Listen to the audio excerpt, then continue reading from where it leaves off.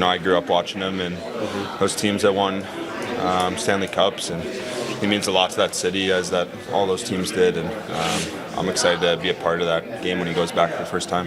What do you think that'll be like, right? Like, and his legend is secure there forever. Yeah. I don't know. I mean, it's going to be loud. I know Chelios' numbers going up that night, so the crowd's going to be super excited for both of those, and also a big game. So Bedard there, I'm sure it's going to be pretty hyped up, and he deserves it. He did a lot for those teams, and it was so much fun getting to watch him when I was younger. He's a big part of why the Chicago kids around my age are play so much hockey. My hockey's so big. Those teams were huge for that area. I don't know what the word is. Is it what to play with him now, right? Like, has it been fun? Yeah, just amazing. Just he's such a great guy, and that's what you don't know when you're just watching him as a player and as a fan. And he's such a good dude, and it's been so good for our team, for the younger guys, and works hard, loves hockey, and such a good hockey player. You can learn a lot just by watching him.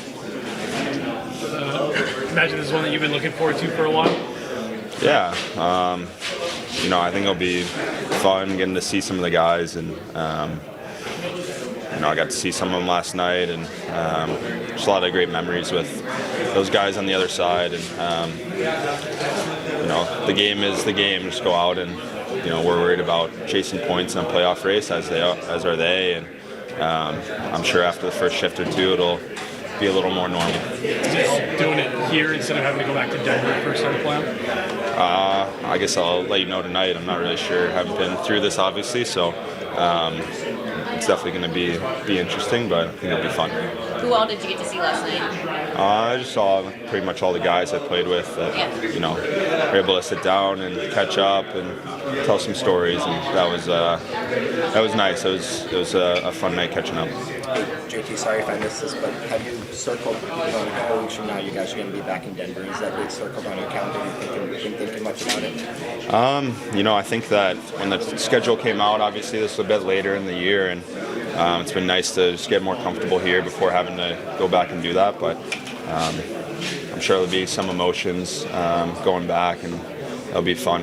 It'll be a fun night also. And how did the process go for you in terms of deciding on the Red Wings and doing the process for the first time in your career? Yeah, I mean, I think the Wings offered a lot of things I was looking for. A team that, obviously needed a centerman, but also wanted to, push to try and win and wanted to improve. And I felt that through the whole organization, from Steve and the coaches and all the players. There's a strong desire here that, we haven't been in the playoffs in a while, and we want to be a team that does that. Is there anybody over there that you're looking extra forward to getting after a bit?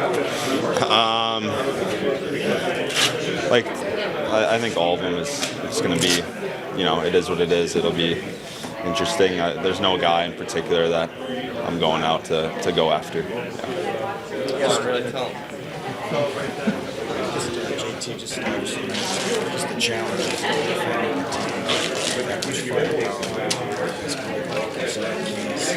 Yeah, I mean, it's going to be about the details defensively.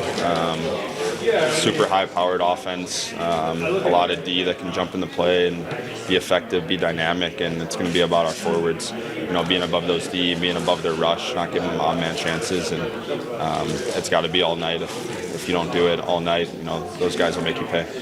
JT, can you just talk about the home ice advantage you guys have had this season? I know it's only your second home game this month, but I mean, you saw it on the road too, on that Canadian road trip, the fandom and passion of the Hockey Town faithful.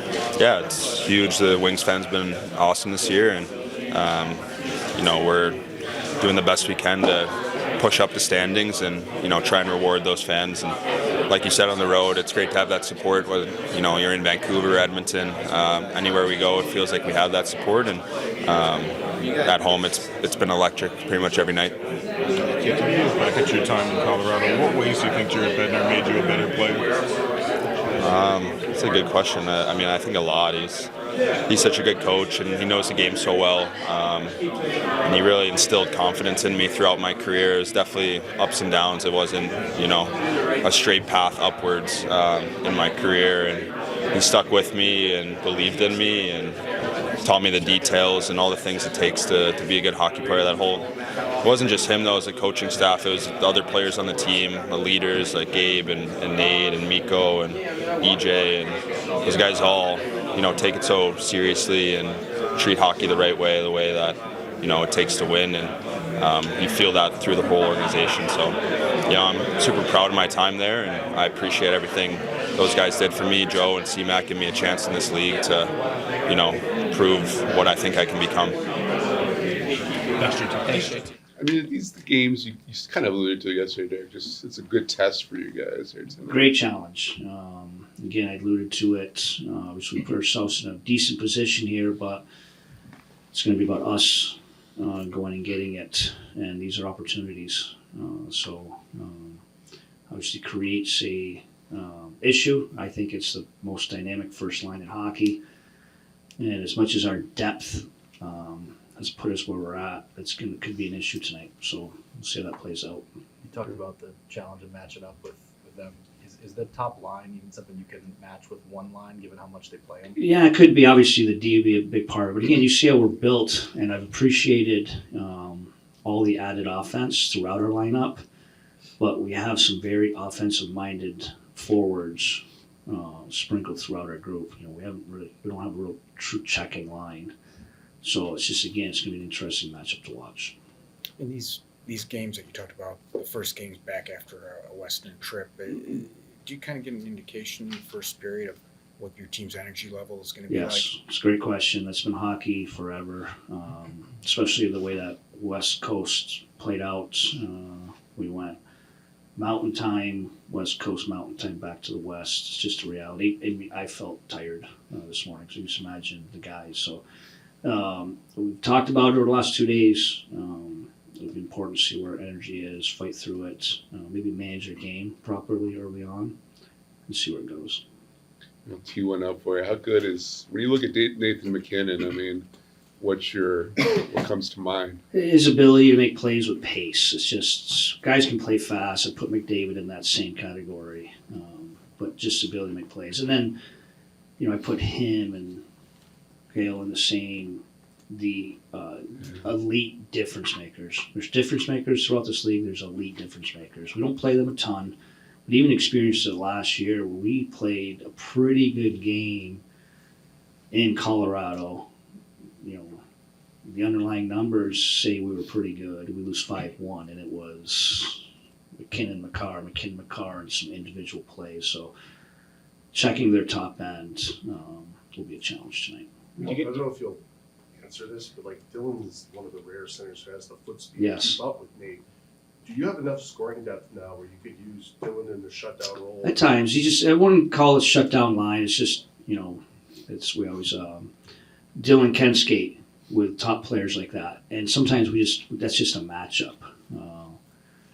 Bob Bugner will never, you do the starting lineup and then they, kind of hint on what the matchup's going to be. He's always like fire on fire, he calls it. So not necessarily a shutdown, but he can play with those. And I think some of our players, you win some of those shifts by possessing the puck. So that's some of it today. So, I have full confidence in Dylan against anyone in this league. I guess I'm thinking ahead to get in the playoffs, right? And it's more of Oof. I know, I do that.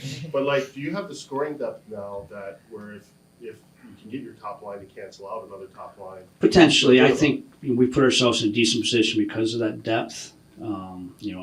People look at depth as scoring. I look at depth as winning shifts, being able to win shifts throughout 60 minutes. That's way so far down the road. I just think also playoffs are a little bit different. Again, someone alluded to me, question about Tampa and how we finally got over the top. I'm guessing Colorado was no different. When they finally won their Stanley Cup, it was a lot of secondary guys of why they won that Stanley Cup. So, I just think that's the way teams are built to be successful. What was your expectation of JT Compher when he signed here in the summer? How has his game He's exceeded. I was a huge fan. That's the one player I really wanted. And again, it's managers manage, coaches coach, but when JT was in discussions.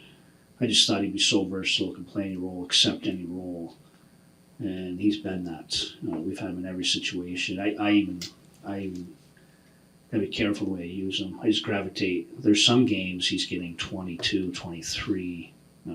I don't know if that's healthy or productive for him over time, but I can't help it. I'm trying to get through a matchup or an end of a period. He's on all of our special teams, so he's been a really good player for us. When someone signs a deal like that, they tend to get measured just by their offensive numbers. But can you explain just how much he impacts winning beyond the things like offense?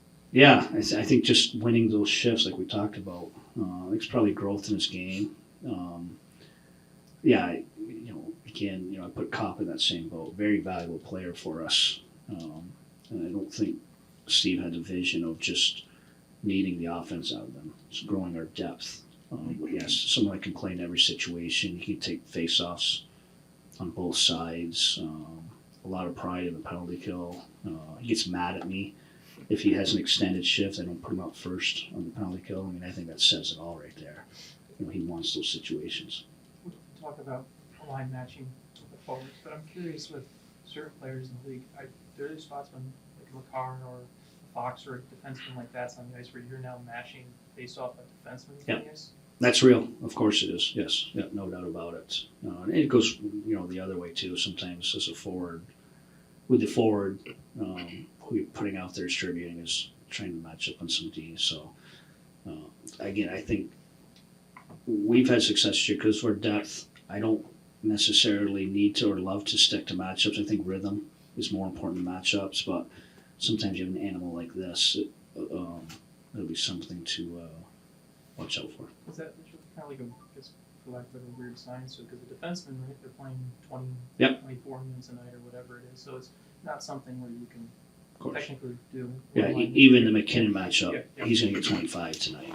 So it's not going to be just one line. You got to trust everyone, and good teams can do that. Again, that's kind of my point of alluding to our depth. Everyone looks at or comments on the depth scoring. I just look at depth and just being really confident with everyone that's out there. I'm kind of on that note on winning shifts and everything like that. Who are some of the guys that on your team that you look at that kind of build shifts for others that maybe flies under the radar? Yeah, I think we talk about all the time. Rass, Joe Villano, Christian Fisher, Andrew Kopp, JT, guys like that. So, and again, we've worked really hard to be in this fight. We're right on the line. Going to continue to grow, but again, it's that depth that's put us here. Do you get a sense for how much Mo and Jake relish these matchups? I know they're always raring to go, but do you detect like an extra level of intensity? Yeah, I think so. I think they're used to it. They get them all the time. Now, we will use Benny and Petrie at times. If it's just different top line, maybe a little heavier. But yeah, of course. And this one's special. I mean, just McKinnon he's that 1%er. There's 2 or 3, 4 in the league maybe. So of course, I hope they would be. It's not the competitor we want if they're not excited about a matchup like that. You just mentioned Rass. How has he made himself a part of the core here, and how big a part of the core? Well, I heard he's buying dinner for everyone yesterday, so that's one. I just think understanding his role, playing in his role. There's always that player-coach trust, and obviously, I'm sure he feeds off how much we trust him. Again, he's played. He's on our first line right now. He's played everywhere throughout our lineup, center, wing. I just think his versatility, his willingness. We're not a big team. We're not a hard team. He gives us some of that hard area hockey. What does the path back into the lineup look like for Justin Hall at the moment? Good question. Full trust in Justin. I think a lot of our depth on D, we've been very fortunate. This is one of the unique times we're healthy.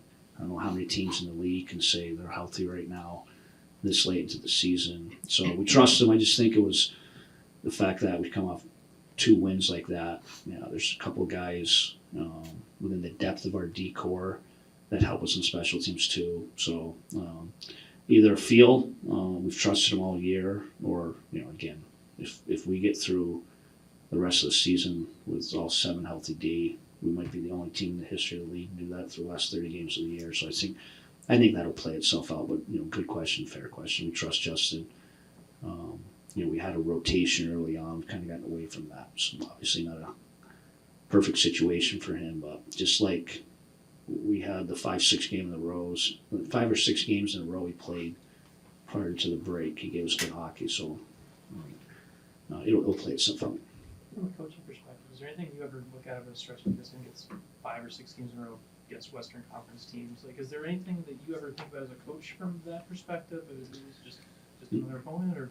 No, a little more. You don't know. You're not as familiar with them. You're a little more keen on the scout. But I think it's just mostly about us. Again, I think it's pretty neat seeing these world class players. But if we're gonna have success tonight, it would be from our team play. So that'll be our goal.